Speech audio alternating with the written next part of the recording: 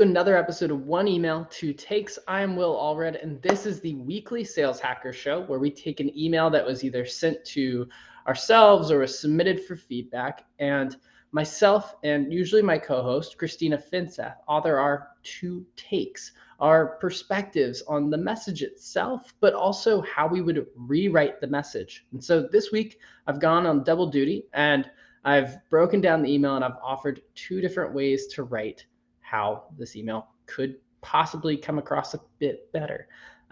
So if you're curious, the email this week is around an event invitation. It's sort of two parts. One, it's an event invitation.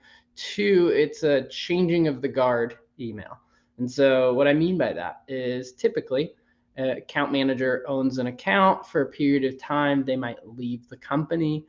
In that event, there's usually a new point of contact who's put in charge. And for some reason, people really love to write an email that tells the prospect this like terrible news. So let me pull up this email. Your new point of contact and then company name. Hi, Will. Happy Halloween. Know you've been engaging with your contact since early summer, but today was your contact's last day at our company. Reaching out with a friendly hello, as I'll be your new point of contact moving forward. Why do I care? I don't know. Thought I'd shoot you an invite to company's specific tour, New York City. It's an event coming November 9th from 4 to 8 p.m. It'd be great to meet you in person, as it'll be an awesome night to connect with fellow marketers, our company execs, and our company customers in New York City. Would love for you to pop by and network with fellow leaders within the industry. Congrats on your continued success, and hopefully I'll see you there. Kindly, your new rep. Here's the deal. This message comes out and it shares a lot of information really fast. I find it to be a bit dense and not really necessary, right? All this extra info about this person that I kind of engaged with in the early summer. Like, we didn't get far in discussions on whether or not we were going to buy the software. It's a bit weird, right? The like happy Halloween sort of fake nicety as well. All of this sort of comes across as contrived, a bit odd, and it's not really necessary. I know you're trying to educate the buyer that there's a new person in charge of their account, a new person to reach out to, but let's be real. The likelihood that I'm going to go reach out to this old contact that I've had maybe one conversation with is pretty slim. I'll probably go back and just fill out a form on the website, if anything. The bolding of like the date, I don't know if that's necessary. If you're going to do the event, maybe put that in the subject line. Congrats on your continued success. I find all of this like very inauthentic, very not sincere. You don't know me. Like there's not much going on here that I particularly like. I get this email from several other companies. I do appreciate that. Like, if you're going to tell me there's a new point of contact, you're at least going to invite me to something. I kind of wish it was in a city that I lived in, but that's neither here nor there. But the point is like, I see what they were trying to do, which is like, okay, let's not just say, here you got a new point of contact. Let's try to at least spruce it up with an invite to a new event. But I think there's better ways to approach this. The first approach is around the event. If you're reaching out about the event, that'd be the focal point. So subject line is New York City Wednesday. Will, we're hosting an event for marketing leaders this Wednesday. Can I count you in? We're getting some of our top company customers in New York City together. Thought you'd enjoy. I know your co-founders are based in New York. Saw your location set to Atlanta, but I wasn't sure if you'd be around. Actually, a better breakup of this information would be like this, but point's still the same. Now, then I can use a PS to offer up the note about this person being let go or them leaving. I have no idea. PS, it's been a minute since you last caught up with your account manager. I made up a name, Nikki.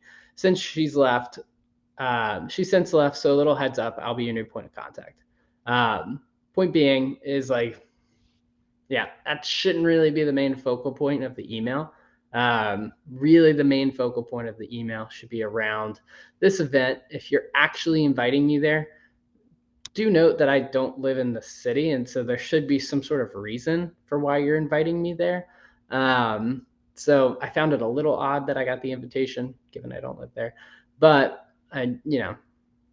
this is sort of like how I came to at least walk through logically why I would get this invite. Okay, so New York City Wednesday. That's the first one.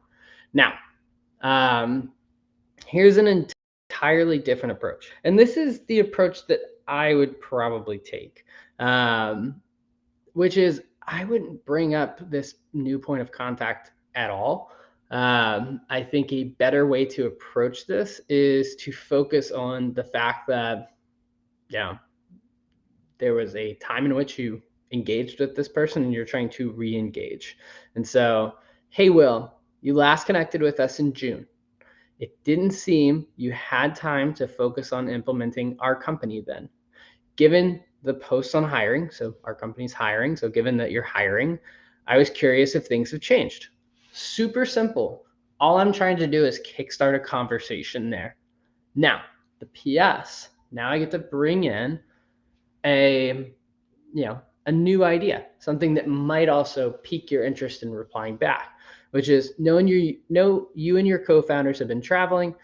You in New York City on Wednesday. We're getting a few marketing leaders together for dinner and drinks. Now, that's a casual invitation to an event on Wednesday. That doesn't make it feel contrived. It's a postscript note with if you've seen my feed, you know that I've been in San Francisco, Austin. My co-founder's been in a few different cities as well. So there's something to be said for pointing to the fact that I might be in New York City, at least. So both times though, it's still a personalized invitation that at least feels like it has some logic behind it. Now, this is a very different approach, but I think this is the right way to sort of think through this, which is focusing in on the reconnection and there being a new reason that might be worthwhile reconnecting, not just a net new point of contact. Just because somebody's left a company on your end doesn't mean that anything has changed on mine. Also, the idea that I might remember this individual by name is actually pretty slim, given it's almost Thanksgiving at this point. Well, I guess at the time it was almost Halloween when this message was being sent. And then on the flip side, I hadn't really talked to this company, had to double check since June. And so there's a lot of time in between. I haven't been thinking about you half as much as this company had been thinking about me. So when you're reaching out with that much time in between, reiterating some person's departure from a company is just a weird tone to set in the message, and not necessarily a good one. So hopefully these perspectives offer a different way to approach some of these customer conversations that you're probably having. Q4 can be a great time to re-engage. It's right before the holidays. Ideally, you find some sort of trigger point that showcases that things might have changed within their organization. Bring that to the surface and just ask them if anything's changed. If this company had reached out a few weeks prior, I might tell them we went with a competitor. Now, they could have caught me a few weeks prior, but they weren't necessarily tracking to see if anything had changed across our organization, and their outreach was around an account manager leaving.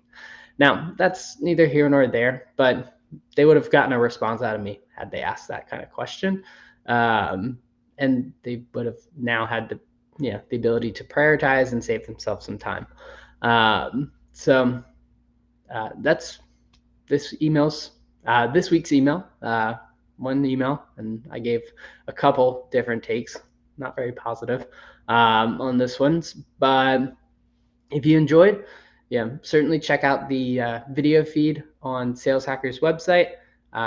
You'll see quite a few 1 email, 2 takes, but certainly subscribe to the newsletter. I try to be there every week, but you'll also get jam-packed details, events that will be adding value outside of just the inbox. So hope you enjoyed. Until next time, thanks.